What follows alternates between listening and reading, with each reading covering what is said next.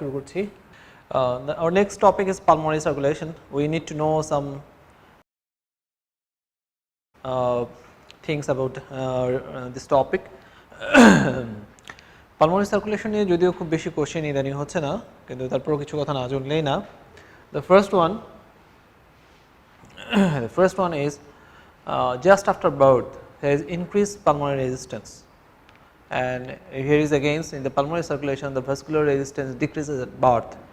আমরা জানি যে intra-uterine লাইফে কোনো pulmonary circulation established থাকে না, সুতরাং just after birth pulmonary circulation রেজিস্ট্যান্সটা কমে যাবে এবং pulmonary circulation establish হবে, number 1. Number 2, pulmonary circulationটা mainly through the pulmonary artery, and which is a low pressure and high flow circulation system.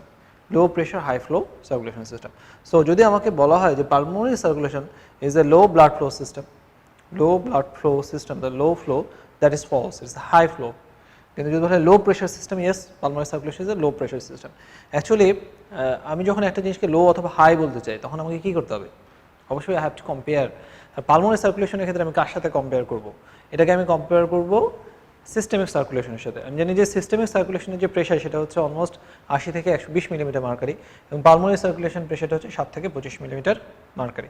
So pulmonary circulation is definitely is a low pressure system, এবং যেহেতু pressure কম সুতরাং it is also a low resistance system. Okay, next যে জিনিসটা সেটা হচ্ছে pulmonary সার্কুলেশনে হাইপোক্সিয়ার ইফেক্টটা কি? Hypoxia, what are the effects of hypoxia on pulmonary circulation? Hypoxia আমাদের বডিতে জেনারেলাইজড ভেসোডাইলেশন করে, শুধুমাত্র একটা জায়গা ছাড়া, সেটা হচ্ছে লাংসে, এবং লাংসের ক্ষেত্রে সে পালমোনারি ভেসো কনস্ট্রিকশন করে এবং পালমোনারি ভাস্কুলার রেজিস্ট্যান্সকে বাড়ায় দেয়। ওকে, so these are the some topics that we need to know regarding the pulmonary circulations, and we want to proceed further because আরো অনেকগুলো ইম্পর্টেন্ট টপিক আমাদের আছে। আমরা পালমোনারি সার্কুলেশন থেকে যে কথাগুলো না জানি না এমন কিছু কথা আমরা জানলাম। ভেরি ইম্পর্টেন্ট একটা টপিক হচ্ছে ventilation perfusion ratio, that is page number 20, ventilation perfusion ratio. Okay, this is a pictures and it is the picture of Gano 25th edition, 636 নম্বর পৃষ্ঠায় এই ছবিটা আছে, এবং আপনাদের লেকচার শিটেও 20 নম্বর পৃষ্ঠায় এই ছবিটা দেওয়া আছে, দেখে নিতে পারেন। প্রথমেই আমাদেরকে অ্যাপেক্সের কিছু ক্রাইটেরিয়া সম্পর্কে একটু জানতে হবে, এবং অ্যাপেক্সের ক্রাইটেরিয়া আমরা অলরেডি বলছি যে অ্যাপেক্সের অ্যালভিওলাইগুলো একটু লার্জার অ্যালভিওলাই এবং বেজের অ্যালভিওলাইগুলো ছোটো ছোটো, এবং এই অ্যালভিওলাইগুলো লেস কমপ্লায়েন্স বেশি হচ্ছে বেজের। 2 নম্বর হচ্ছে অ্যাপেক্সের ক্ষেত্রে ইন্ট্রাপ্লোয়ার প্রেশারটা মোর নেগেটিভ, এবং এখানে লোয়ার ইন্ট্রাভাস্কুলার প্রেশার কম থাকে। আচ্ছা, আমরা একটু কম্পারিশনের মাধ্যমে অ্যাপেক্স এবং বেজের ক্রাইটেরিয়াগুলো পড়ব। Apex and base of the lung. ওকে,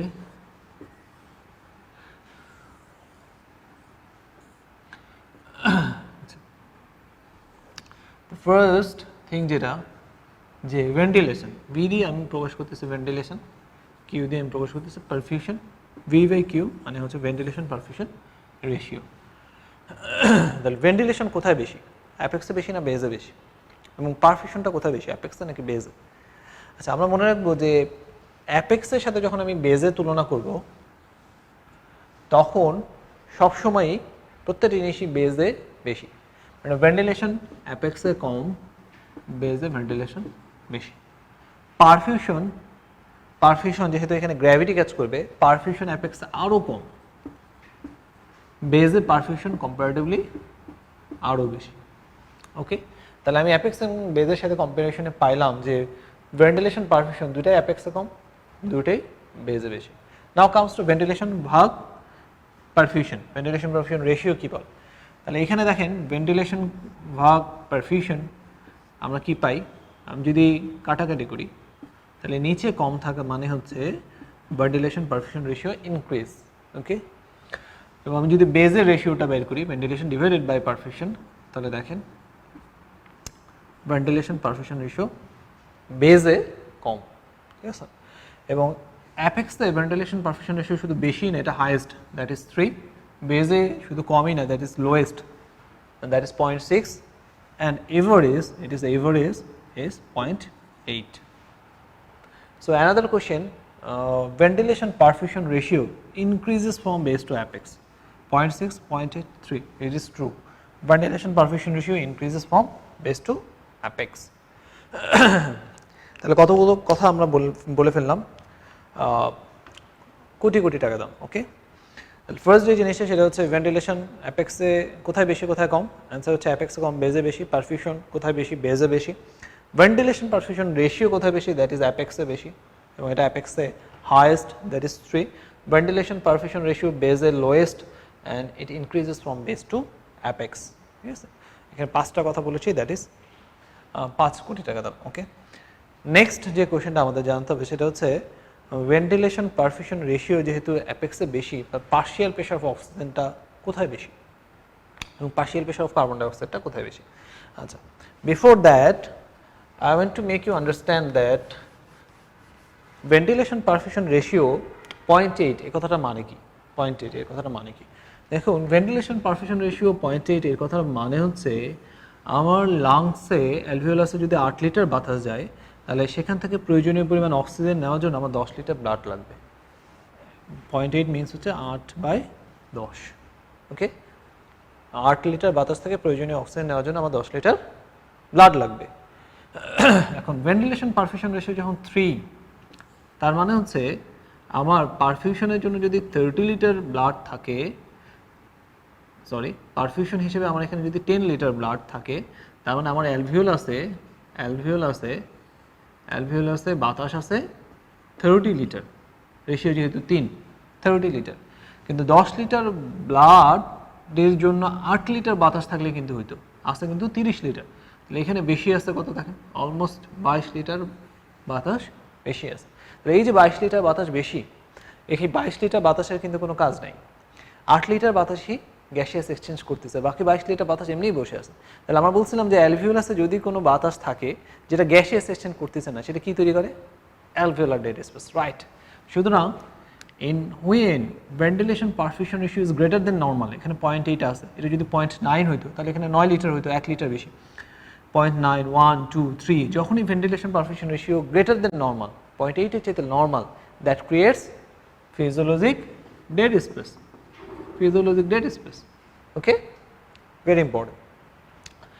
আচ্ছা, আবার 0.6 এই কথাটা মানে কি, 0.6 কথাটার মানে হচ্ছে 0.6 এর কথাটা মানে হচ্ছে এখানে 6 লিটার বাতাস আছে এবং ব্লাড আছে 10 লিটার, তাহলে এখান থেকে প্রয়োজনীয় অক্সিজেন কিন্তু সে পাবে না, প্রয়োজনীয় পরিমাণ অক্সিজেন নেওয়া সম্ভব হবে না। সুতরাং যেই ডিঅক্সিজেনের ব্লাডটা আসছিল সেই ডিঅক্সিজেনেট অবস্থায় পাস করে যাবে, এটাকে আমরা বলতেছি শান্ত। সুতরাং ভেন্টিলেশন পারফিউশন রেশিও যখন লেস দেন নর্মাল, ভিকিউ রেশিও যদি লেস দেন নর্মাল থাকে, দ্যাট ক্রিয়েটস ফিজিওলজিক শান্ট। তাহলে আমরা আরও দুটো কথা বললাম। নেক্সট, আমাকে যদি বলা হয় যে পার্শিয়াল প্রেশার অফ অক্সিজেন কোথায় বেশি, পার্শিয়াল প্রেশার অফ অক্সিজেন কোথায় বেশি, দেখেন যেহেতু অ্যাপেক্সে ভেন্টিলেশন পারফিউশন রেশিও বেশি এবং প্রচুর পরিমাণ বাতাস, এখানে একটা ডেড স্পেস ক্রিয়েট হয়ে আছে, প্রচুর পরিমাণ এয়ার আছে, সুতরাং পার্শিয়াল প্রেশার অফ অক্সিজেন বেশি হচ্ছে অ্যাপেক্সে। এবং partial pressure of carbon dioxide কোথায় বেশি, partial pressure of carbon dioxide বেশি বেজে। ওকে, তাহলে পরের কথাগুলো আমি আবার একটু সামারাইজ করতেছি, যে পার্শিয়াল প্রেশার অফ অক্সিজেন বেশি আমরা পাচ্ছি অ্যাপেক্সে, partial pressure of carbon dioxide বেশি আমরা পাচ্ছি বেজে, এবং অ্যাপেক্সে ফিজিওলজিক ডেড স্পেস ক্রিয়েট হচ্ছে এবং ভেন্টিলেশন পারফিউশন রেশিও যখন লেস দেন নর্মাল হয়ে যাচ্ছে যেমন বেজে, সেক্ষেত্রে ক্রিয়েট হচ্ছে ফিজিওলজিক শান্ট। ওকে, তো নেক্সট টপিক আমরা, আপনি যদি লেকচার শিট ফলো করেন তাহলে আপনি ওখান থেকে 3টে জিনিস খুব ভালোভাবে পড়বেন। পেজ 20-র একটা হচ্ছে উপরে এই ছবিটা দেওয়া আছে অ্যাপেক্সের ক্রাইটেরিয়া, নিচে একটা বক্স দেওয়া আছে যে বক্সের মধ্যে এই সমস্ত কথাগুলো যেগুলো আমি বললাম সেগুলো আছে, একদম লাস্টে দুটো লাইন ইম্পর্টেন্স, দুটো লাইন দেওয়া আছে যে ventilation perfusion ratio greater than normal, that creates physiologic dead space, ventilation perfusion ratio less than normal, that creates physiologic shunt. Okay, এই জিনিসগুলো আপনি একটু ফলো করবেন। ইদানিং প্রচুর কোশ্চেন এই টপিক থেকে আসছে। So here is a famous quote that is, hard work beats talent when talent doesn't work hard. সুতরাং হয়তো আমাদের কাছে অনেক সময় মনে হতে পারে যে আমাদের একটু কষ্ট হচ্ছে, কিন্তু আসলে আমরা যদি কষ্ট করি তাহলে সেক্ষেত্রে কিন্তু আসলে কেষ্ট পাওয়া যায়। এবং খুব প্রিয় একটা উক্তি আমার, work hard in silence, let your success B your noise. সুতরাং আমরা কথায় না কাজে বড় হব ইনশাল্লাহ। আমরা কাজের মাধ্যমে নিজেদেরকে ইনশাল্লাহ প্রমাণ করব। পেজ 22 লেকচার শিটের very very important একটা topic, another infinite star, that is oxygen hemoglobin dissociation curve, ঠিক আছে। So oxygen haemoglobin dissociation curve বলতে আসলে আমরা কি বুঝি? এখানে দুটো জিনিস, একটা হচ্ছে অক্সিজেন আর একটা হচ্ছে হিমোগ্লোবিন, ঠিক আছে। সুতরাং এখানে দুটো জিনিসের মধ্যে সম্পর্ক কি ইন্ডিকেট করা হয়, এটা হচ্ছে একটা নির্দিষ্ট partial pressure of oxygen x axis বরাবর থাকতেছে, এবং একটা নির্দিষ্ট পার্শিয়াল প্রেশার অফ অক্সিজেনে কী পরিমাণ হিমোগ্লোবিন স্যাচুরেশন অবস্থায় থাকে সেই জিনিসটা আমরা এটার মাধ্যমে বুঝতে পারি। Suppose partial pressure of oxygen যদি 40 হয়, তাহলে আমরা বুঝতে পারবো যে 40-তে অলমোস্ট 60% অক্সিজেন স্যাচুরেটেড অবস্থা, এই 40-তে অলমোস্ট 70% অক্সিজেন স্যাচুরেশন অবস্থায় থাকবে, 70% হিমোগ্লোবিন স্যাচুরেশন অবস্থায় থাকবে। ওকে, পেজ 20-তে এই অক্সিজেন হিমোগ্লোবিন ডিসোসিয়েশন কার্ভের কিছু বৈশিষ্ট্য দেওয়া আছে, যেমন construction, characteristics, factor shifting the curve, এই জিনিসগুলো আমরা একটু দেখে নেব। আমি কিছু ক্যারেক্টারিস্টিক্স বলে দিচ্ছি, যেমন এই কার্ভটা শুরু হয় 0 মিলিমিটার মার্কারি থেকে, এবং এটা শেপটা কেমন, এটা সিগময়েড শেপ। যখন পার্শিয়াল প্রেশার অফ অক্সিজেন 100-এর উপরে চলে যায় তখন এটা অলমোস্ট ফ্ল্যাট হয়ে যায়, ঠিক আছে। আচ্ছা, নেক্সট যে জিনিসটা আমরা বুঝতে যাচ্ছি যে এই অক্সিজেন হিমোগ্লোবিন ডিসোসিয়েশন কার্ভ, এটা যদি রাইটে শিফট হয় সেটা মানেটা কি, বা লেফটে শিফট হলে এটা মানেটা কি, ওকে, এবং কোন কোন ফ্যাক্টর এটাকে রাইটে শিফট করতে পারে অথবা কোন কোন ফ্যাক্টর এটাকে লেফটে শিফট করতে পারে।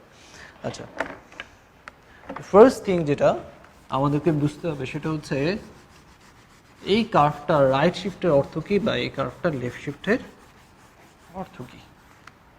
আচ্ছা, দেখুন আমি একটা কার্ভ আঁকতেছি 0 মিলিমিটার, এখানে PO2, এখানে পার্সেন্টেজ অফ হিমোগ্লোবিন স্যাচুরেশন, একটু সিগময়েড শেপের একটা কার্ভ, এবং এই কার্ভটা এটা হচ্ছে রাইট শিফটিং হলো, রাইটে শিফটিং হলো, ওকে, এবং দিস ওয়ান ইজ পিকচার, এটা লেফটে শিফটিং হলো, লেফট শিফট হলো, ওকে।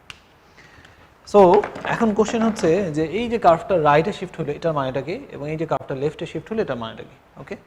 তা দেখেন যখন রাইট শিফট হয় এটার অর্থটা কি, রাইট শিফট অর্থ হচ্ছে যে হিমোগ্লোবিনের সাথে অক্সিজেনের যে ভালোবাসাটা ছিল সেটা কমে গেছে, আর যেহেতু ভালোবাসা কমে গেছে সুতরাং হিমোগ্লোবিন এখন অক্সিজেনকে ছেড়ে দিবে। এই ছাড়াছাড়ি ঘটনাটা কোথায় ঘটবে, এটা কি কোনো পার্কে হবে, কোনো রেস্টুরেন্ট, ওভার টেলিফোন? নো, ছাড়াছাড়ি ঘটনা ঘটবে টিস্যু লেভেলে, এবং টিস্যু লেভেল বলতে সিস্টেমিক ক্যাপিলারিস। এবং এই যে একটা ছাড়াছাড়ি ঘটনা, এটা এখন আমাদের দেশে এত কমন আর সমাজে এত কমন, এটা একটা বোরিং ঘটনা, যার কারণে এই ইফেক্টটাকে বলা হয় বোর ইফেক্ট।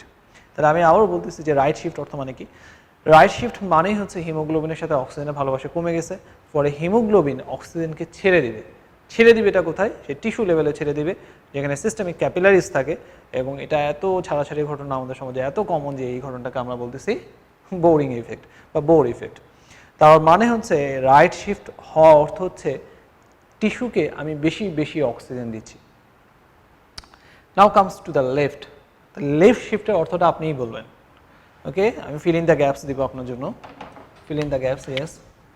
তাহলে লেফট শিফট মানে হচ্ছে হিমোগ্লোবিনের সাথে অক্সিজেনের ভালোবাসা বেড়ে গেছে, রাইট, হিমোগ্লোবিনের সাথে অক্সিজেনের ভালোবাসা বেড়ে গেছে। 2, আচ্ছা, ভালোবাসা যদি বেড়ে যায় তাহলে হিমোগ্লোবিন অক্সিজেনকে ধরে রাখবে, ওকে, very good.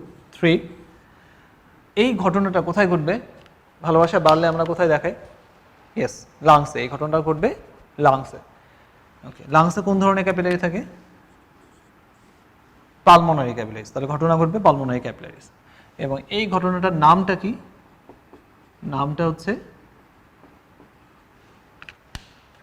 Haldane effect, Haldane effect. তাহলে L for lungs, L for left. তাহলে যেটাতে আগেটাকে আমরা বলছি বোরিং ইফেক্ট, এটা বা বোর ইফেক্ট, এটাকে আমরা বলছি হ্যালডেন ইফেক্ট। এখানে এল আছে, তার মানে এল for lungs, L for left. তাহলে আবারও বলতেছি লেফট শিফট অর্থ কি, খুব ভালোভাবে একটু বুঝতে হবে যেন এটা বারবার পরীক্ষায় আসে। তাহলে লেফট শিফট মানে হচ্ছে যে হিমোগ্লোবিনের সাথে অক্সিজেনের ভালোবাসা বেড়ে গেছে।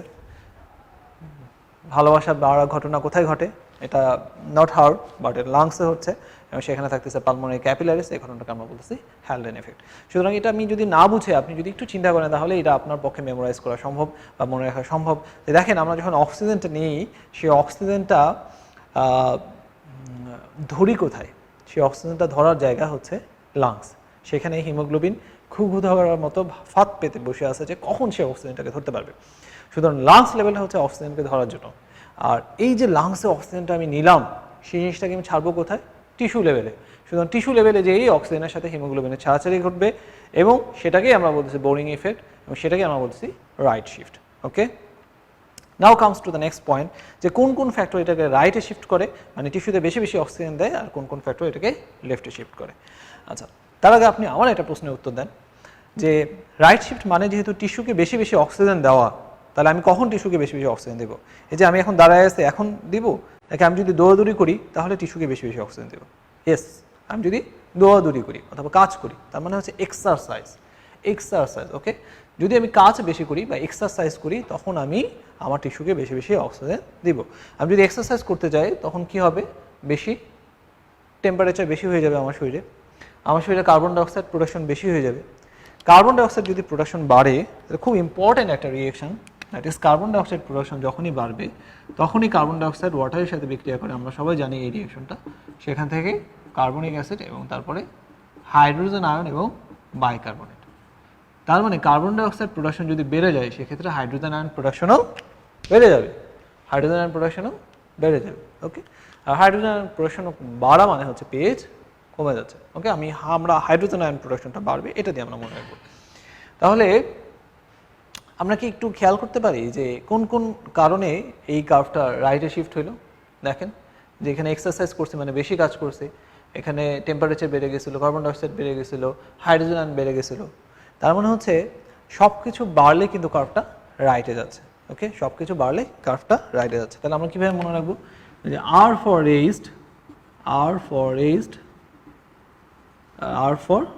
রাইট, মানে সব কিছু বাড়লেই কার্ভটা রাইটে যায়।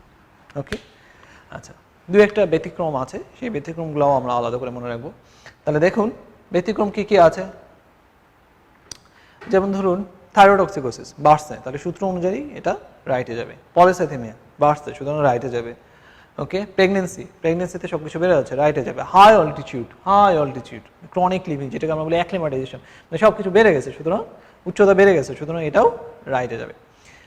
কিন্তু অ্যানিমিয়া, আমাদের মনে রাখতে হবে যে সব কিছু বাড়লে কার্ভ রাইটে যায়, শুধু একটা এক্সেপশন এখানে আছে, সেটা হচ্ছে অল অ্যানিমিয়া। যে অ্যানিমিয়া মানে হচ্ছে কমা, কিন্তু অ্যানিমিয়াতে লেফটে যায়।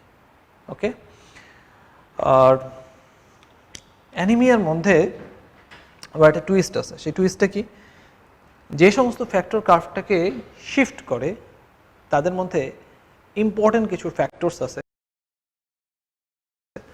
আপনাদের এখানে আমরা শিটে দিয়ে দিয়েছি সেই ইম্পর্টেন্ট ফ্যাক্টরসগুলো, যেমন পিএইচ, টেম্পারেচার, 2,3 ডিপিজি, হ্যাঁ, এবং আরেকটা ইম্পর্টেন্ট ফ্যাক্টর হচ্ছে স্ট্রাকচার অফ হিমোগ্লোবিন। তাহলে স্ট্রাকচার অফ হিমোগ্লোবিনের মধ্যে আমরা জানি যে কী কী ধরনের হিমোগ্লোবিন আছে। এটা হচ্ছে হিমোগ্লোবিন এ, দেন হচ্ছে হিমোগ্লোবিন এফ, হিমোগ্লোবিন এ, হিমোগ্লোবিন এস, ঠিক আছে, হিমোগ্লোবিন এস। আচ্ছা, এর মধ্যে হিমোগ্লোবিন এফ তার অক্সিজেনের প্রতি অ্যাফিনিটি সবচেয়ে বেশি, হিমোগ্লোবিনের এর আরেকটু কম, হিমোগ্লোবিন এস এর একদমই সবচেয়ে কম। কারণ কি? যে যদি কোনো হিমোগ্লোবিন 2,3 ডিবিজির সাথে বাইন্ড করতে না পারে তাহলে সে সহজেই অক্সিজেনকে ছেড়ে দিতে পারে। তার মানে 2,3 ডিবিজি হচ্ছে হিমোগ্লোবিনের ডান হাত। 2,3 ডিবিজি যদি কোনো হিমোগ্লোবিনে থাকে তাহলে তার আর কিছুই দরকার হয় না, সে খুব সহজেই অক্সিজেনকে ছেড়ে দেয়। কিন্তু যে সমস্ত হিমোগ্লোবিন 2,3 ডিবিজির সাথে বাইন্ড করতে পারে না, অথবা যার সাথে 2,3 ডিবিজি নাই, সে কিন্তু অক্সিজেনকে আর ছাড়ে না, কারণ তখন অক্সিজেনই হয়ে যায় তার একমাত্র সম্বল। তাহলে এইখানে হিমোগ্লোবিন এফ সেটা 2,3 ডিবিজির সাথে বাইন্ড করতে পারে না। যেহেতু সে পারে না, সুতরাং হিমোগ্লোবিন এফ যেখানে বেশি থাকে সে অক্সিজেনকে ধরে রাখে, অক্সিজেনের সাথে তার ভালোবাসা বেড়ে যায়, সুতরাং সে কার্ভটাকে শিফট করে লেফটে। তাহলে হিমোগ্লোবিন এফ কোথায় কোথায় বেশি? একটা হচ্ছে fetus, another one is beta thalassaemia major. সুতরাং সকল অ্যানিমিয়াতে কার্ভ যদিও রাইটে যায়, কিন্তু একটা অ্যানিমিয়াতে কিন্তু কার্ভটা লেফটে যায়, সেটা হচ্ছে থ্যালাসেমিয়া। Thalassaemia major. সুতরাং আমরা শিখলাম যে যখন সব কিছু বাড়তেছে তখন কার্ভটা রাইটে যাচ্ছে, কিন্তু অ্যানিমিয়াতে কিন্তু কার্ভটা লেফটে যায়। এর অ্যানিমিয়ার মধ্যে আবার থ্যালাসেমিয়াতে কার্ভটা অ্যানিমিয়াতেও কার্ভটা রাইটে যায়, কিন্তু অ্যানিমিয়ার মধ্যে শুধু থ্যালাসেমিয়াতে কার্ভটা লেফটে যায়। ওকে,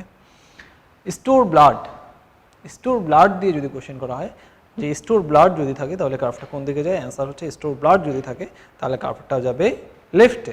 কারণ কি, একটা ব্লাডকে যদি 2 থেকে 3 মাস স্টোর করে রাখা হয় তাহলে সেই স্টোর ব্লাডের যে আরবিসির মেমব্রেনে যে 2-3 ডিপিজিটা থাকে সেটা নষ্ট হয়ে যায়, যার ফলে সে আর অক্সিজেনকে রিলিজ করতে পারে না, সে অক্সিজেনকে ধরে রাখে এবং কার্ভটাকে লেফটে শিফট করে। ওকে, সুতরাং আমরা এই যে ফ্যাক্টরসগুলো আছে এই ফ্যাক্টরসগুলোকে আমরা একটু ভালোভাবে মেমোরাইজ করবো, কারণ এখান থেকে বারবার কোশ্চেন আসে। একটা কোশ্চেন আমরা একটু সলভ করতে পারি যে এই shift of oxygen haemoglobin decision curve to the of the blood to the right occurs in pulmonary capillaries. False, right মানে টিস্যুতে, শুধু সিস্টেমিক ক্যাপিলারিজ হবে। occurs if blood temperature rises, বাড়ছে, সুতরাং রাইটে যাবে true. Favours oxygen delivery true. Favours oxygen uptake from lungs, এটা false, কারণ এটা টিস্যু লেভেলে হয়। And increase the value of P50, answer is true. যে সমস্ত কারণে কার্ভ রাইটে যায় সেই সমস্ত কারণে P50 বাড়ে।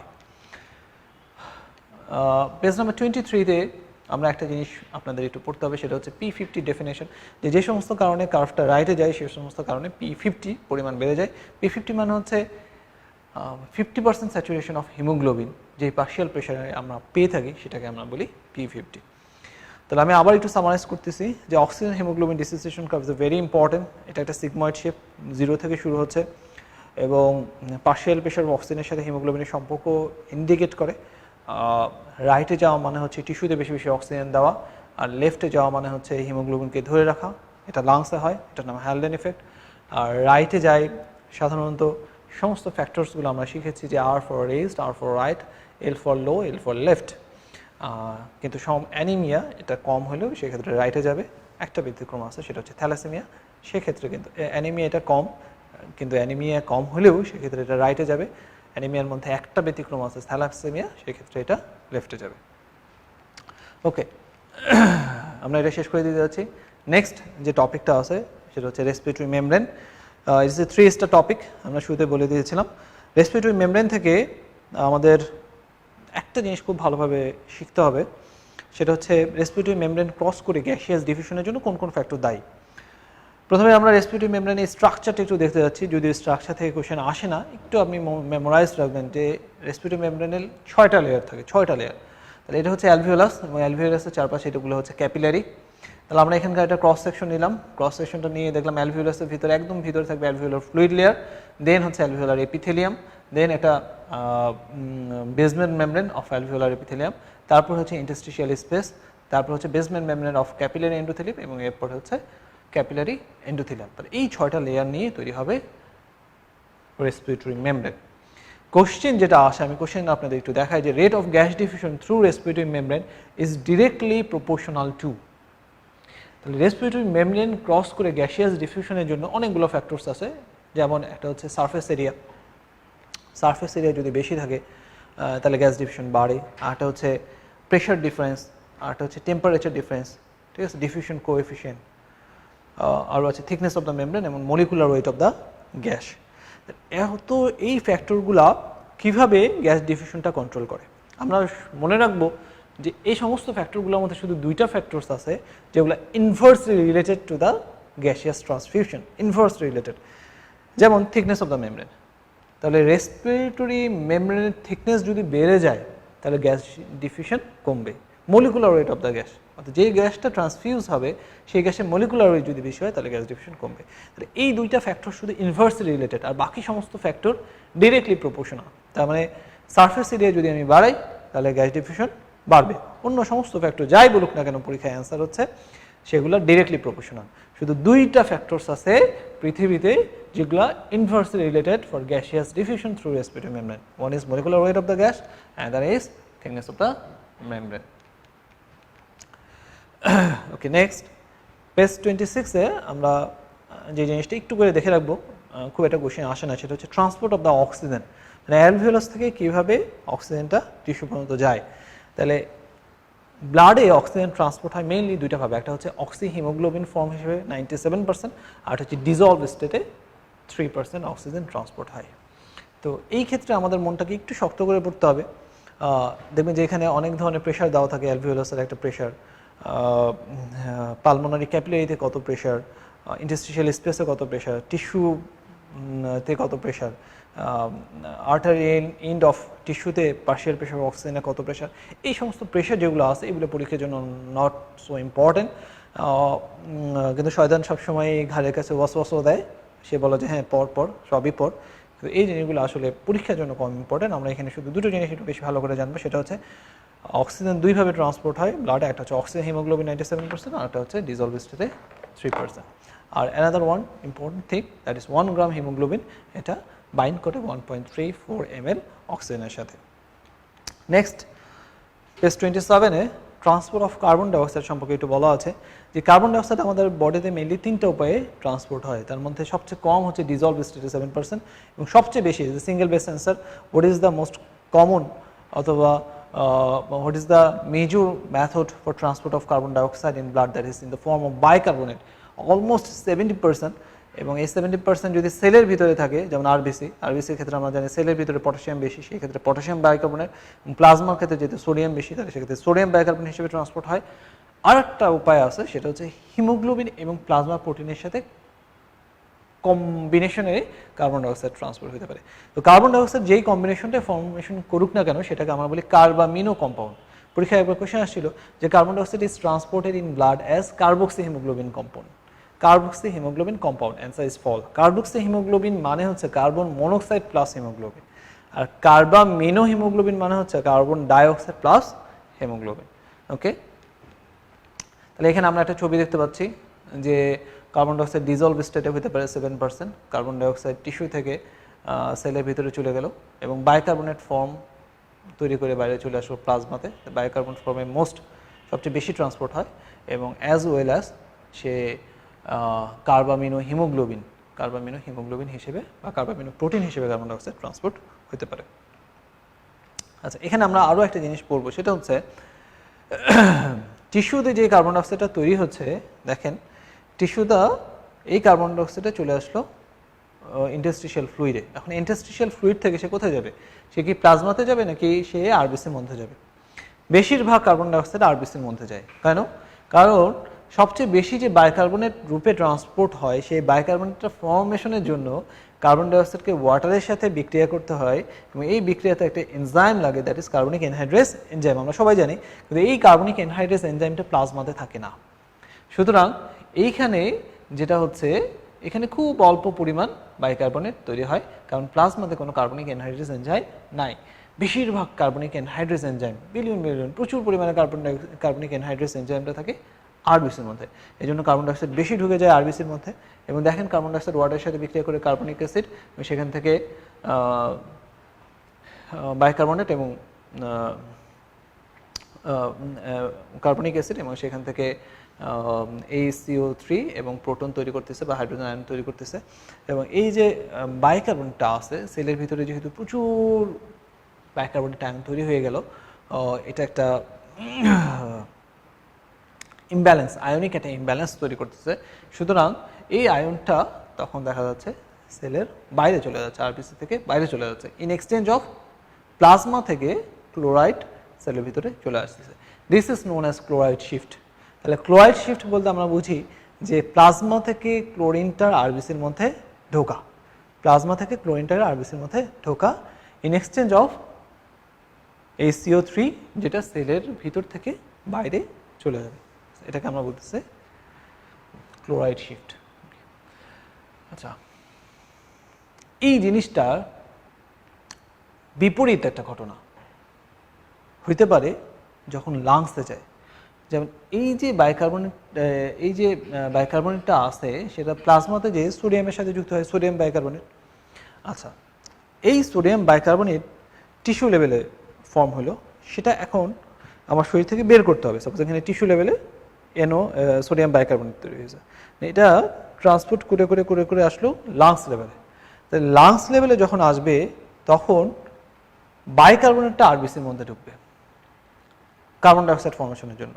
তাহলে বাইকার্বনেট তখন আরবিসির মধ্যে ঢোকে এবং সেই বাইকার্বনেটটা এটা প্রোটনের সাথে বিক্রিয়া করে তখন উল্টাটা ফর্মেশন করে, অর্থাৎ ওয়াটার এবং কার্বন ডাইঅক্সাইড ফর্মেশন করে এবং কার্বন ডাইঅক্সাইডটা তখন অ্যালভিওলাস দিয়ে বের হয়ে যায়।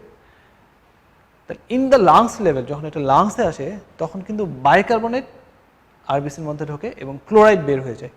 তাই লাংস লেভেলে যেটা হয় সেটাকে আমরা বলি reverse chloride shift, reverse chloride shift. তাহলে এখানে দুটো জিনিস, একটা হচ্ছে ক্লোরাইড শিফটটা কোথায় হয়, ক্লোরাইড শিফট হবে টিস্যু লেভেলে, যে প্লাজমা থেকে ক্লোরাইড আরবিসিতে ঢুকবে এবং বাইকার্বনেট বের হয়ে যাবে, এটাকে আমরা বলছি ক্লোরাইড শিফট টিস্যু লেভেলে হয়। কিন্তু যদি লাংস লেভেলে চলে আসে তাহলে এর বিপরীত ঘটনাটা ঘটবে, সেটা হবে রিভার্স ক্লোরাইড শিফট, মানে লাংস লেভেলে বাইকার্বনেট ঢোকে আর ক্লোরাইড বের হয়ে আসে।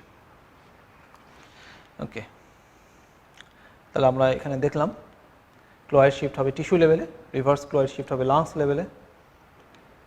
আমরা একটা কোশ্চেন একটু সলভ করি। Carbon dioxide is carried in the blood, দেখেন প্রায় সময় কোশ্চেন আসছে। Combination of with haemoglobin molecule true, combination with plasma proteins as true, haemoglobin এবং প্লাজমা প্রোটিনের সাথে কম্বিনেশন করতে পারে।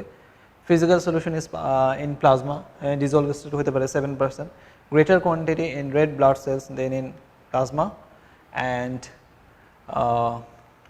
দেখেন greater quantity in red blood cells than in plasma, এটা কিন্তু ফলস। যদিও আরবিসির মধ্যে সে বেশি পরিমাণ কার্বনিক অ্যাসিড প্রোডাকশন করতেছে, কিন্তু সেখান থেকে HCO3টা কিন্তু প্লাজমাতে চলে যাচ্ছে, প্লাজমাতে সোডিয়াম কার্বনেট হিসেবে সে সোডিয়াম বাইকার্বনেট হিসেবে ট্রান্সপোর্ট হচ্ছে।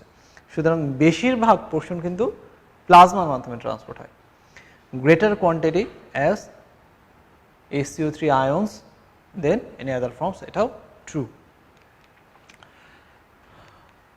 Next acclimatization, it's the 3 star topic. Acclimatization বলতে আমরা কি বুঝি?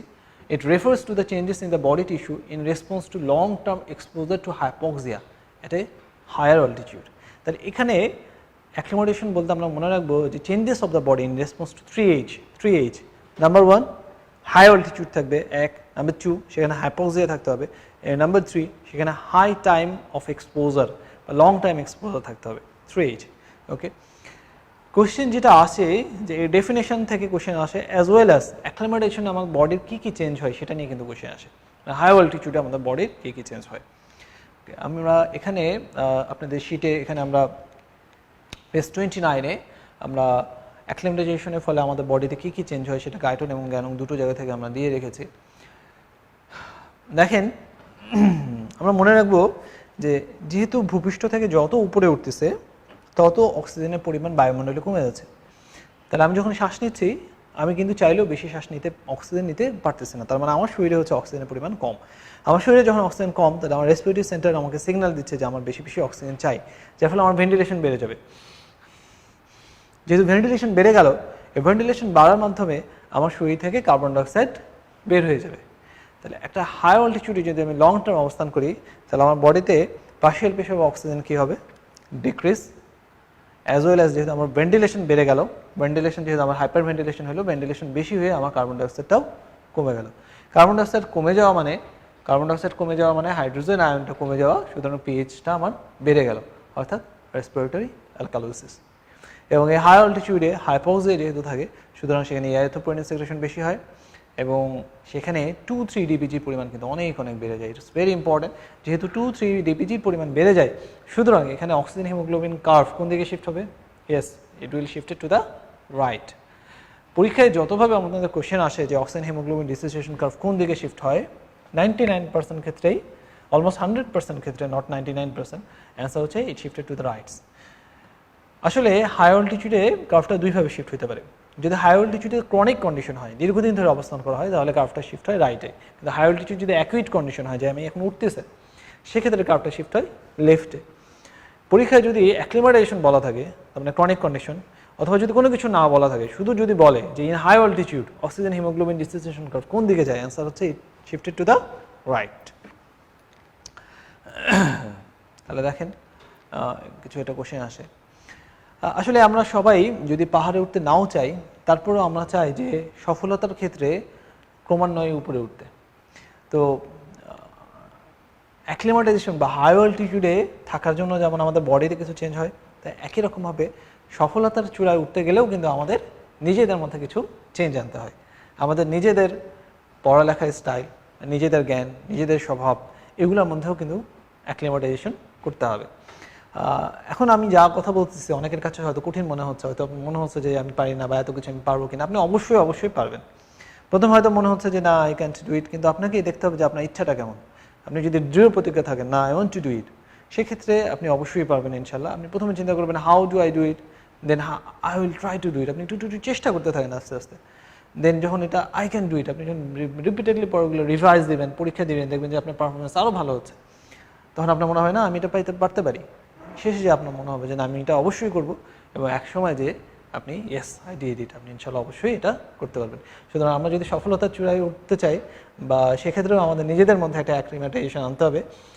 কারণ সাকসেসটা বা মেডিকেল সায়েন্সে আমি যতটুকু মনে করি ইটস একটা লং টার্ম রেস, একটা ম্যারাথন রেস, এবং এখানে আসলে আমরা সবাই 19-20, সুতরাং আমাদেরকে ধৈর্য ধরতে হবে এবং স্টেপ বাই স্টেপ আমাদেরকে আগায় যেতে হবে, তাহলে ইনশাল্লাহ আমরা অবশ্যই সফলতা লাভ করতে পারবো। পেজ 30-তে নেক্সট আমাদের টপিক হচ্ছে হাইপোক্সিয়া। ইট ইজ এ 3-স্টার টপিক। মাঝে মধ্যে এখান থেকে কোয়েশ্চেন আসে, what is the definition of hypoxia? Hypoxia মানে decrease oxygen in tissue level. Tissue লেভেলে অক্সিজেন কম থাকলে সেটাকে আমরা বলি হাইপোক্সিয়া। আমরা আইসিইউতে বা আরসিইউতে বা সিসিইউতে এই জাতীয় মনিটরটা আমরা দেখে থাকি, যেখানে আমরা দেখি যে অক্সিজেন স্যাচুরেশন অনেক সময় দেখা যায় কম, decrease oxygen in tissue level, that is known as hypoxia. না, হাইপোক্সিয়ার টাইপস কী আছে? 4 ধরনের হাইপোক্সিয়া আছে। একটা হচ্ছে হাইপোক্সিক হাইপোক্সিয়া, একটা হচ্ছে অ্যানিমিক হাইপোক্সিয়া, স্ট্যাগন্যান্ট হাইপোক্সিয়া বা ইসকেমিক হাইপোক্সিয়া, অ্যান্ড হিস্টোটক্সিক হাইপোক্সিয়া। আচ্ছা, তাহলে হোয়াট ইজ হাইপোক্সিক হাইপোক্সিয়া? আচ্ছা, যদি বাতাসে অক্সিজেন না থাকে, যেমন হাই অল্টিটিউড, তাহলে আমি অক্সিজেনটা চাইলেও বেশি নিতে পারতেছি না। অথবা আমার যদি লাংসে কোনো ডিফেক্ট থাকে, যেমন আমরা বলছি যে হাইল্যান্ড মেমব্রেন ডিজিজ, রেসপিরেটরি মেমব্রেনটা ঠিক হয়ে গেল, অথবা আমরা বলছি পালমোনারি এডিমা, অ্যালভিওলাসের ভিতরে বাতাস, পানি, অ্যালভিওলাসের ভিতরে পানি, তাহলে সেই ক্ষেত্রে অক্সিজেন কিন্তু ঠিকমতো ঢুকতে পারবে না। তাহলে যদি বাতাসে না থাকে, অথবা আমার লাংসে কোনো একটা ডিফেক্ট থাকে, অথবা যদি ভেনাস থেকে আর্টেরিয়াল শান্ট, যেমন রাইট টু লেফট শান্ট থাকে, সেক্ষেত্রে আমার পালমোনারি ব্লাডে কিন্তু অক্সিজেনের পরিমাণ কম থাকবে, পালমোনারি ব্লাডে। তাহলে এই সমস্ত ক্ষেত্রে যেহেতু অ্যালভিওলাস লাংস ক্রস করে পালমোনারি ব্লাডে অক্সিজেন যেতে পারে না, তাহলে টিস্যুতে অবশ্যই অক্সিজেন কম থাকবে। এই ক্ষেত্রে যে হাইপোক্সিয়াটা হয় সেটাকে আমরা বলি hypoxic hypoxia. Hypoxic hypoxia very important হচ্ছে। তাহলে কোশ্চেন যেটা সেটা হচ্ছে হাইপোক্সিক হাইপোক্সিয়াতে আর্টেরিয়াল PA2 কেমন থাকে? হাইপোক্সিক হাইপোক্সিয়াতে আর্টেরিয়াল PA2 কেমন থাকে? আর্টেরিয়াল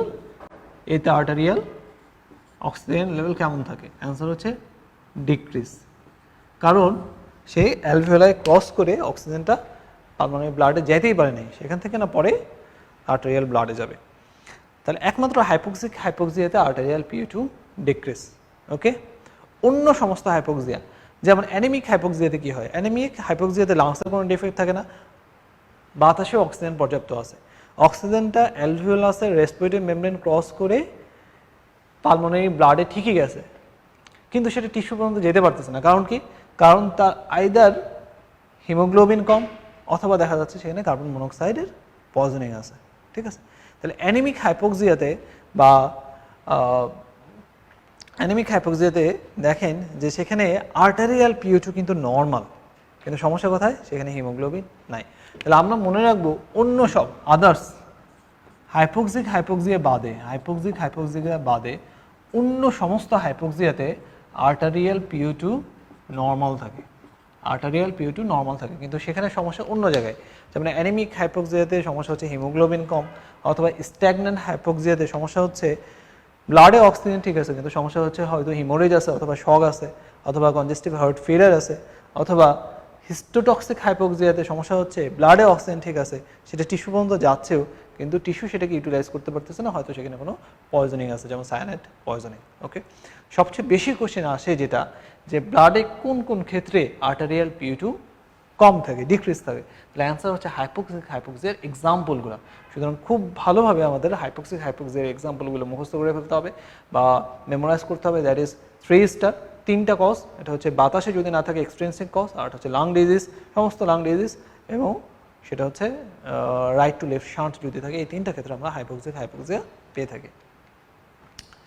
একটা কোশ্চেন দেখা যাচ্ছে decrease arterial fluid is a consequence of, আমাদের এখানে হাইপোক্সিয়ার এক্সাম্পলগুলোই শুধুমাত্র আমরা খুঁজব। নেক্সট পেজ যেটা, সেখানে ইমিডিয়েট ইফেক্ট কিছু আছে, এই ইফেক্টগুলো আমরা একটু দেখে নিব। Then oxygen toxicity, page 31 oxygen toxicity কিছু হতে পারে যে আমরা যদি কন্টিনিউয়াস যদি একটা নির্দিষ্ট পরিমাণ চাইতে বেশি অক্সিজেন দেওয়া হয় কিছু সমস্যা হতে পারে। আমরা একটু রিডিং পড়বো এখান থেকে, যদি খুব বেশি কোশ্চেন আসে না, আমাদের আরও কিছু ইম্পর্টেন্ট টপিক নিয়ে আমরা আজকে আলোচনা করব। বাচ্চাদের ক্ষেত্রে কিছু অক্সিজেন টক্সিসিটি হতে পারে, যেমন ব্রঙ্কোপালমোনারি ডিসপ্লাসিয়া বা রেট্রোলেন্টাল ফাইব্রোপ্লাসিয়া। এবং যদি হাইপারব্যারিক অক্সিজেন দেওয়া হয়, হাইপারব্যারিক মানে নর্মাল যে ব্যারোমেট্রিক প্রেশার আছে 1 অ্যাটমসফিয়ার প্রেশার, সেটা চাইতে উপরে 1.5 থেকে 2 অ্যাটমসফিয়ার প্রেশারে যদি আমি অক্সিজেন দিই, সেক্ষেত্রে আমার সিএনএস টক্সিসিটি হতে পারে, এটা একটু আমরা মনে রাখবো। এবং নর্মোব্যারিক যদি দেওয়া হয়, যেমন 0.5 অ্যাটমসফিয়ার অক্সিজেন্টেশনও যদি লং পিরিয়ডে দেওয়া হয় 12 থেকে 24 ঘন্টা, সেক্ষেত্রে কিন্তু পালমোনারি টক্সিসিটি হতে পারে।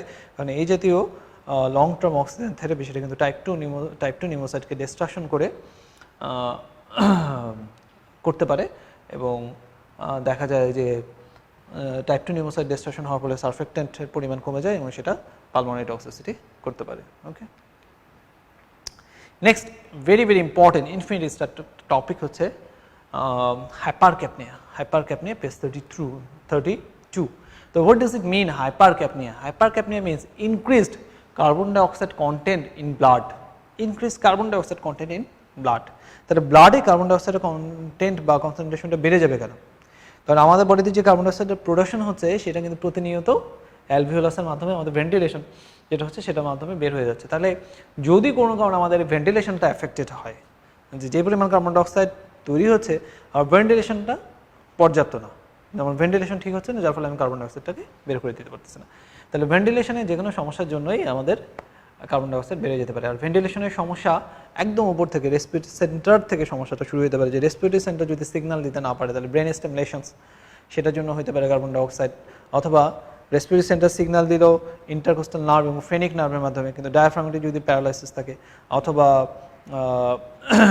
দেখা গেল ইন্টারকোস্টাল নার্ভের প্যারালাইসিস, অথবা দেখা যাচ্ছে যে মাসেলগুলা নিউরোমাসকুলার ডিজিজ যদি থেকে থাকে, অথবা এগুলো যদি না থাকে, শুধু যদি লাংসের সমস্যা যেমন সিওপিডি, সেই সমস্ত কারণেও কিন্তু কার্বন ডাইঅক্সাইড বেড়ে যেতে পারে।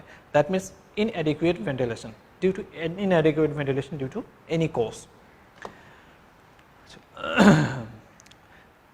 হাইপারক্যাপনিয়া থেকে কোশ্চেন যেভাবে আসে, কোশ্চেন আসতে পারে যেমন a features of carbon dioxide retention, অথবা hypercapnia is a feature of, বা হাইপারক্যাপনিয়া ইজ অ্যাসোসিয়েটেড উইথ। তো এই একই কোশ্চেন 5 ভাবে আসতে পারে, যে কার্বন ডাইঅক্সাইড রিটেনশন হলে কী কী ফিচার আমাদের বডিতে আমরা পাবো। সেই 5টা জিনিস কি দেখেন, যে হাইপোভেন্টিলেশন, ভেন্টিলেশনের সমস্যা হলে কার্বন ডাইঅক্সাইড রিটেনশন হয়, তাহলে ইফেক্টস অফ হাইপোভেন্টিলেশন কোশ্চেন আসতে পারে, অথবা effects of carbon dioxide retention or carbon dioxide retention মানে হচ্ছে হাইপারক্যাপনিয়া। আর কার্বন ডাইঅক্সাইড যদি বেশি হয়ে যায় আমরা জানি যে সেটা টাইপ 2 রেসপিরেটরি ফেলিয়ার করতে পারে, এবং কার্বন ডাইঅক্সাইড বেশি হয়ে গেলে আমরা জানি কার্বন ডাইঅক্সাইড যদি বেশি হয় সেক্ষেত্রে হাইড্রোজেন আয়নের প্রোডাকশনটা বাড়বে, পিএইচটা কমে যাবে, দ্যাট মিনস রেসপিরেটরি অ্যাসিডোসিস। তাহলে এই 5টা কোশ্চেন কিন্তু অ্যান্সার কিন্তু একই। আমরা ছোটোবেলায় বলছিলাম যে 1 হাত গাছ কিন্তু তাতে 5 রকম ফল ধরে। হ্যাঁ, অ্যান্সার কি? অ্যান্সার হচ্ছে হাত। হ্যাঁ, 1 হাত গাছ কিন্তু 5 রকম ফল ধরে। একই রকমভাবে এই জিনিসটা 5টা জিনিসই একই, কিন্তু অ্যান্সার একই, কিন্তু 5 ভাবে কোশ্চেন আসতে পারে। ওকে, তাহলে আমি একটু দেখি যে আমাদের বডিতে যদি কার্বন ডাইঅক্সাইড রিটেনশন হয় তাহলে আমরা কী কী ফিচার পাই। ফার্স্ট, কার্বন ডাইঅক্সাইড এটা লোকাল ভেসোডাইলেটর, নট জেনারেলাইজড, লোকাল ভেসোডাইলেটর। সুতরাং কার্বন ডাইঅক্সাইড যখন বেড়ে যায় তখন আমরা কী কী ফিচার পাই। আপনি যদি পেশেন্টের হাত ধরেন তাহলে দেখবেন যে ভেসোডাইলেশনের জন্য ওয়ার্ম পেরিফেরি, তো ওয়ার্ম পেরিফেরি। ওকে, দেন হাতটাকে যদি আপনি এরকম করতে বলেন দেখবেন তার ফ্ল্যাপিং ট্রেমর, রেসপিরেটরি ফেলিয়ারের জন্য হচ্ছে ফ্ল্যাপিং ট্রেমর। একটু উপরে যদি আসি, একটু পালসটা দেখলাম, তাহলে এখানে বাউন্ডিং পালস এবং tachycardia, bounding pulse tachycardia. Peripheral flushing, ভেসোডাইলেশনের জন্য পেরিফেরাল ফ্লাশিং থাকতে পারে। হাইপারটেনশন থাকতে পারে। এবং এই যে কার্বন ডাইঅক্সাইডটা বেড়ে গেল, কার্বন ডাইঅক্সাইড বেড়ে যাওয়ার জন্য তার সেরেব্রাল ভেসোডাইলেশন হয়। সেরেব্রাল ভেসোডাইলেশনের জন্য যেহেতু সেরেব্রাল ভেসেলগুলো ডাইলেটেড হচ্ছে, এবং that can causes headache, patient usually causes headache, as well as যখন কার্বন ডাইঅক্সাইডের পরিমাণ বেড়ে যায় তখন ইন্ট্রাক্রেনিয়াল প্রেশারটা বেড়ে যায়, এবং ইন্ট্রাক্রেনিয়াল প্রেশার বেড়ে গেলে আমাদের অপটিক ডিস্কের উপর প্রেশার ক্রিয়েট করে, and that causes bilateral papilloedema. bilateral papilloedema. তাহলে দেখেন এই ফিচার্স আমরা একটা কোশ্চেন সলভ করি, এই features of carbon dioxide retention is likely to have, এই দুটো টপিক আমরা এই দুটো স্টেম আমরা একটু পরে রেসপিরেটরি অ্যাসিডোসিস যে সলভ করব। Cool extremities that is false, আমরা বলছি কার্বন ডাইঅক্সাইডের vasodilation, local vasodilation warm periphery হবে, রেইজ সেরেব্রাল ব্লাড ফ্লো ভেসোডাইলেশনের জন্য true, and raise plasma bicarbonate এটা আমরা অ্যাসিড বেসে রেসপিরেটরি অ্যাসিডোসিস যে আমরা পড়ব। Hypercapnia is associated with cyanosis, is it true? No, it's false. Okay. Cyanosis is mainly related with hypoxia, and hyperreflexia false, bounding pass true, cerebral vasodilation is true, papilloedema true, আমরা already বলেছি এগুলো। So hypercapnia এটা আমরা ভালোভাবে পড়বো, infinity star, and then এটা আমরা already পড়ে আসছি। Regulation of respiration page number 33, infinity star. ইদানিং এই টপিকটা থেকে প্রায় সময় কোশ্চেন হচ্ছে, সুতরাং এটা একটা infinity star topic. Regulation of respiration, তাহলে দেখেন যে আমাদের রেসপিরেশনটা কীভাবে রেগুলেট হয়। আমাদের রেসপিরেশনটা রেগুলেট হয়, আমরা সবাই জানি যে reticular substance of the brain stem থেকে কিছু সিগন্যাল আসে, এবং সেই সিগন্যালগুলোর মাধ্যমে কিন্তু আমাদের রেসপিরেশনটা কন্ট্রোল হয়, এবং এই রেটিকুলার যে সাবস্টেন্স সেগুলোকে আমরা বলি রেসপিরেটরি সেন্টার। তাহলে রেসপিরেটরি সেন্টার কোথায় কোথায় থাকে? আমাদের রেসপিরেটরি সেন্টারগুলো মেইনলি দুই ভাগে থাকে, একটা হচ্ছে কিছু ভলান্টারি রেসপিরেটরি সেন্টার যেটা থাকে সেরেব্রাল কর্টেক্সে, এবং কিছু আছে ইনভলান্টারি রেসপিরেটরি সেন্টার। ইনভলান্টারিগুলো থাকে পন্সে অ্যান্ড মেডালাতে। তা দেখেন মেডালাতে যে ইনভলান্টারি রেসপিরেটরি সেন্টার থাকে, একটা ছবি দেখাচ্ছি, সেটা হচ্ছে ভেন্ট্রাল রেসপিরেটরি সেন্টার, পিছনেরটা হচ্ছে ডর্সাল রেসপিরেটরি সেন্টার, এবং পন্সে যে রেসপিরেটরি সেন্টার, নিচে হচ্ছে অ্যাপনিওস্টিক সেন্টার, এবং একদম উপরে হচ্ছে নিউমোটক্সিক সেন্টার। আপনাদের পেজ নাম্বার 33-তে একটা বক্স দেওয়া আছে, সেই বক্স থেকে আমরা এই যে রেসপিরেটরি সেন্টারগুলোর নাম, এই রেসপিরেটরি সেন্টারগুলোর নাম পড়ব এবং এদের লোকেশনটা পড়ব, এবং লোকেশন বলতে জাস্ট গ্রস লোকেশন, কোনটা মেডেলাতে, কোনটা পন্সে, এবং কোনটা সেরেব্রাল কর্টেক্সে, এবং আমি সেগুলো ফাংশনটা পড়ব। ফাংশনের মধ্যে নিউমোটক্সিক সেন্টার এবং অ্যাপনিওস্টিক সেন্টার, এই দুটো function infinity star, infinity to the power infinity star. আমি আবার একটু বলতেছি কোনটা কোথায় অবস্থিত। একদম উপরে আমাদের সেরেব্রাল কর্টেক্সে থাকে ভলান্টারি রেসপিরেটরি সেন্টার, তারপর হচ্ছে পন্সে থাকে হচ্ছে নিউমোটক্সিক সেন্টার এবং অ্যাপনিওস্টিক সেন্টার, এবং মেডালাতে থাকে হচ্ছে dorsal respiratory group and ventral respiratory group. Okay, তাহলে আমাদের রেসপিরেশন শুরু হয় কোথা দিয়ে?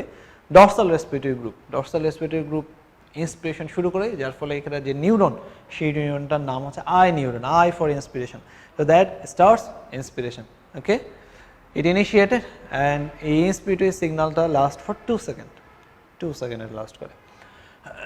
Ventral respiratory group, ventral respiratory group এখানে ই নিউরন থাকে, মানে এক্সপাইরেটরি নিউরনস, এবং অলসো আই নিউরন থাকে। তাহলে ইউরি নিউরনের কাজ হচ্ছে এটা এক্সপিরেশনের সময় ইনঅ্যাক্টিভ থাকে। ওকে, কারণ এটা একটা এক্সপিরেশন একটা প্যাসিভ প্রসেস, এবং ভেন্ট্রাল রেসপিরেটরি গ্রুপে যে আই নিউরনটা থাকে সেটার কাজ হচ্ছে সে ইনস্পিরেশনটাকে ইনহিবিট করে রাখে এক্সপিরেশনের সময়। তাহলে দেখেন ডর্সাল রেসপিরেটরি গ্রুপে আই নিউরন থাকে, সেটা হচ্ছে ইনস্পিরেশন শুরু করে, আর ভেন্ট্রাল রেসপিরেটরি গ্রুপে ই নিউরন থাকে, সে এক্সপিরেশনের সময় ইনহিবিট থাকে, যে এক্সপিরেশনের সময় যেটা একটা প্যাসিভ প্রসেস, এবং আই নিউরন যেটা সেটা আবার ইন্সপিরেশনকে ইনহিবিট করে রাখে।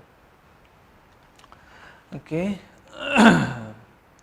দেন নিউমোটক্সিক সেন্টার, আমি বলছি যে নিউমোটক্সিক এবং অ্যাপনিওস্টিক দুটোই কোথায় থাকে?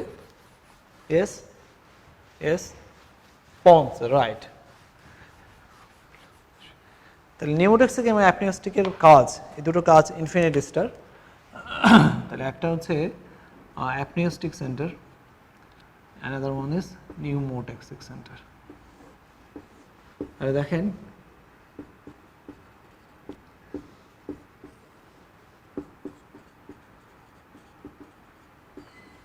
আচ্ছা, আমরা পেজ নাম্বার 34-এ জাস্ট পরের পৃষ্ঠাতে আপনাদের এই একটা ফ্লোচার্ট দেওয়া আছে ইনফিনিটি স্টার। ফ্লোচার্টটাতে দেখেন একদম উপরে পন্সে যে নিউমোটক্সিক সেন্টার, সেটা ইনহিবিট করার ক্ষমতা আছে অ্যাপনিওস্টিক সেন্টারকে। তাহলে অ্যাপনিওস্টিক সেন্টারকে দুটো জিনিস ইনহিবিট করতে পারে, একটা হচ্ছে নিউমোটক্সিক সেন্টার, একটা হচ্ছে ভ্যাগাস। অ্যাপনিওস্টিক সেন্টারটা আবার স্টিমুলেট করে হচ্ছে ডর্সাল রেসপিরেটরি গ্রুপ। আর আপনার নিশ্চয়ই মনে আছে যে ডর্সাল রেসপিরেটরি গ্রুপে কিন্তু ইন্সপিরেশন শুরু করে, এবং এই ডর্সাল রেসপিরেটরি গ্রুপ ইন্সপিরেশন শুরু করে হচ্ছে ফ্রেনিক নার্ভ এবং ইন্টারকোস্টাল নার্ভের মাধ্যমে সিগন্যাল পাঠায়, যেটা আমরা শুরুতে পড়েছিলাম। এখন দেখুন যে সাপোজ আমার ডর্সাল রেসপিরেটরি গ্রুপ ইন্সপিরেশন শুরু করলো, আমি শ্বাস নিলাম, দেখুন আবার আমি শ্বাসটা নিলাম, আমার ডর্সাল রেসপিরেটরি গ্রুপ ইন্সপিরেশন শুরু করছে, তাহলে আমার ডর্সাল রেসপিরেটরি গ্রুপকে কে কন্ট্রোল করতেছে? অ্যাপনিওস্টিক সেন্টার। অ্যাপনিওস্টিক সেন্টার আমার ডিআরজিকে কি বলছে? সে বলছে তুমি আরও শ্বাস নাও, তাহলে আমি আরও শ্বাস নিচ্ছি। সে বলতেছে আরও শ্বাস নাও, আমি আরও নিচ্ছি। তাহলে নিতে নিতে এক পর্যায়ে যেয়ে কিন্তু আমার দম আটকায় যাবে, তাহলে অ্যাপনিয়া, হ্যাঁ, সিজেশন অফ রেসপিরেশন, অ্যাপনিয়া করতে পারে। এই জন্য এটার নাম হচ্ছে অ্যাপনিওস্টিক সেন্টার। তার মানে হচ্ছে অ্যাপনিওস্টিক সেন্টারের কাজ হচ্ছে সে ডর্সাল রেসপিরেটরি গ্রুপকে শুধু স্টিমুলেশনই করে এবং স্টিমুলেশনের মাধ্যমে